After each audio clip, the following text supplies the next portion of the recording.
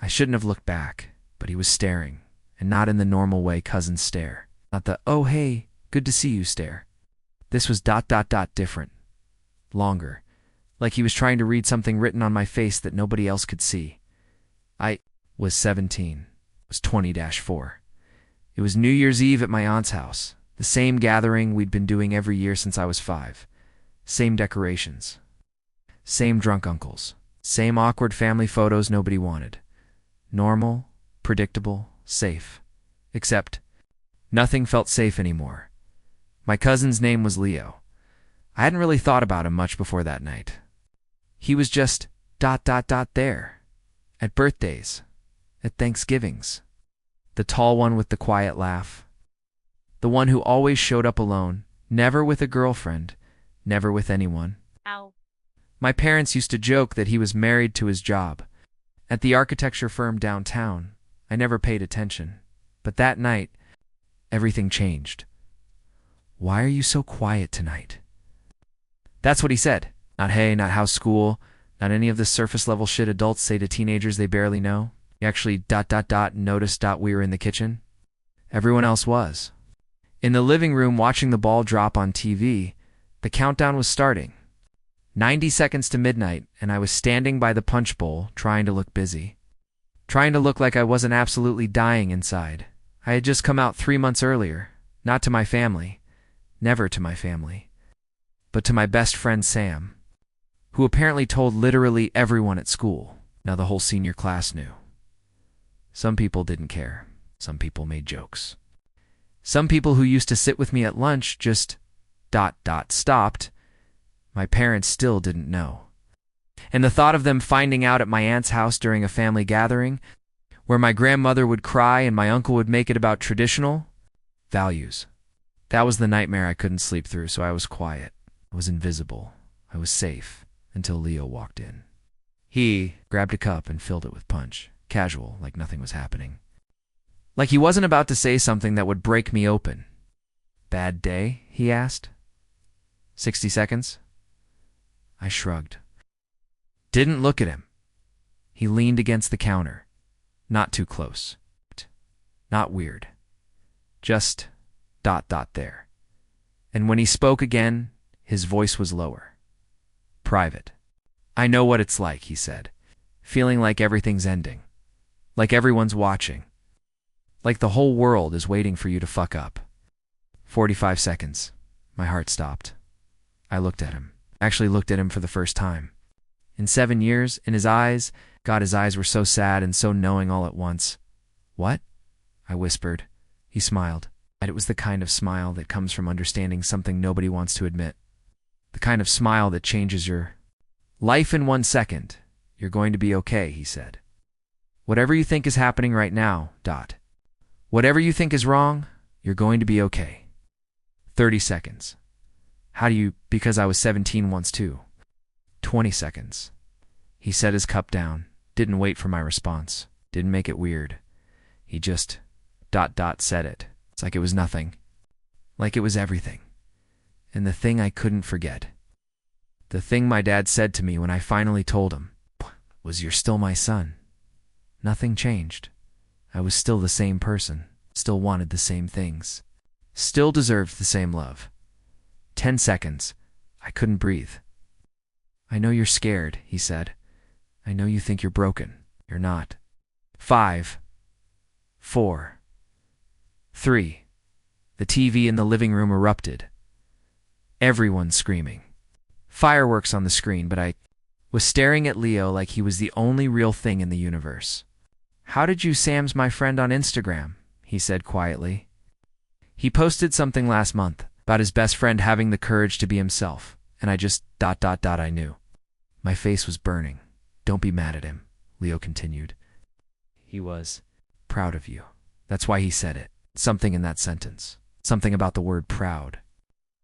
Broke me. My eyes got wet. My throat got tight. And I literally could not speak. Here, Leo said. He handed me a tissue from the counter. Still casual. Still treating it like nothing weird was happening. Like it was completely normal to have. Your entire life shift in 45 seconds. People started coming back into the kitchen. Aunt Patricia, looking for wine. Uncle Joe grabbing snacks. The moment was ending, but Leo looked at me one more time before he turned away. "You have my number," he said, "if you ever need to talk. About anything, ... I'm here." He walked out. I didn't call him, not that night. Not for 2 days. I lay in bed staring at his contact in my phone. Just his name, no picture, no custom. Emoji, like a secret. It's like something nobody could see unless they were looking for it. The thing about what he said, the thing I couldn't forget, ...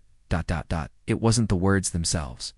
It was the fact that someone older, someone who had made it through to the other side, someone who was still alive and whole and functioning as a normal human being, believed I would be okay, not might be okay, not let's hope you'll be okay, be okay. Like it was a certainty. Like he knew something about my future that I didn't. On the 3rd day, my mom asked why I was acting weird. "You're not yourself," she said. We were sitting at the dinner table. My dad was at work. It was just us. "I'm fine," I said. But I wasn't. Fine. I was thinking about coming out. I was thinking about how Leo's father had said, "You're still my son," without even hesitating. I was thinking about whether my dad would say the same thing, or whether I would lose him. That thought made me want to throw up. "Is it a girl?" my mom asked, smiling like she was trying to be cool about it, and something in me just ... snapped. "No," I said. "It's not a girl." The words came out before I could stop them, before my brain could send the alarm signal, before I could lock it back down in the vault where I'd been keeping it. My mom's smile froze. She set down her fork. "What do you mean?" And I realized I had just destroyed everything. I had 3 options. Lie, laugh it off, say I was joking, live the rest of my life pretending those words never came out, run, get in my car and drive somewhere, buy time, delay the catastrophe. Tell her the truth. My hands were shaking. I reached for my phone, and without even thinking about it, without planning it, without any of the courage I thought I would need. ... I called Leo. It went to voicemail on the 2nd ring. "I just told my mom," I said. My voice was so small, so broken, and now everything's my mom was staring at me. Everything's falling apart. I hung up. The silence in the kitchen was the loudest thing I've ever heard. My mom's face had gone. Pale. She wasn't angry. She wasn't disgusted. She was just ... scared. Like she had just learned her son had a terminal illness. "What are you talking about?" she whispered. "What did you tell me?" I couldn't answer, because somewhere between my throat and my mouth, the words died, and the next thing I knew, there was a text from Leo. "I'm coming over. Give me 5 minutes." My mom read the text over my shoulder. "Who's that, Leo?" I said. "My cousin." "Why is he—" But she didn't finish the question, because the doorbell rang exactly 4 minutes later. And when? I opened that door when I saw my cousin standing on my porch in the cold with snow starting to fall. When he looked past me directly at my mother in the kitchen, ... everything I thought was falling apart suddenly felt like it was falling into place. "Hi, Aunt Rebecca," he said, and his voice was so calm, so steady, like he did this every day. Like he wasn't terrified at all. "I'm Leo, and I came here because I want to tell you something about your son." My mom stood up from the table. My heart was in my throat. And Leo walked into my house like he owned it. "He's the bravest person I know," Leo said, looking directly at my mother. "Everything you're about to feel, everything you're about to think. ... I felt it too. And I can tell you with absolute certainty that nothing is falling apart." He paused, just finally ... coming together. "The thing about having someone else's courage in the room ... is that it's contagious." Leo sat at our kitchen table like he belonged there, like he wasn't a 24-year-old intruding on a life-changing family moment. He had taken off his coat. He was drinking the tea my mom made without being asked. He was acting like this was normal, and somehow that made it feel normal. "When I was his age," Leo said, "I thought coming out was the same as coming to the end of something, like my life was over. But it wasn't. It was actually just beginning." My mom was sitting across from him, her hands wrapped around her own tea. She hadn't looked at me in 20 minutes. "I don't understand," she said. "You just Showed up. I had a feeling, Leo said. I was right. He glanced at me, and in that glance was an entire conversation. A promise. You're not alone. That didn't need words. Your son has been carrying this alone for months, Leo continued. That takes an incredible amount of strength. Most people couldn't do that. Most people would break. I almost did, I said. The first words I'd spoken since calling him. Break, I mean. My mom finally looked at me and her eyes were red. I didn't know if she was crying angry tears or sad tears or scared tears. I couldn't tell. That terrified me more than anything else that had happened.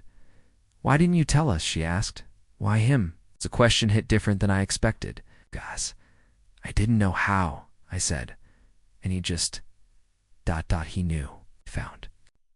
Me. He told me I was going to be okay. I looked at Leo. I believed him. My mom set down her tea. I need a minute, she said. And she got up and walked out of the kitchen. The second she left, I felt like I was suffocating. What if she tells? Dad?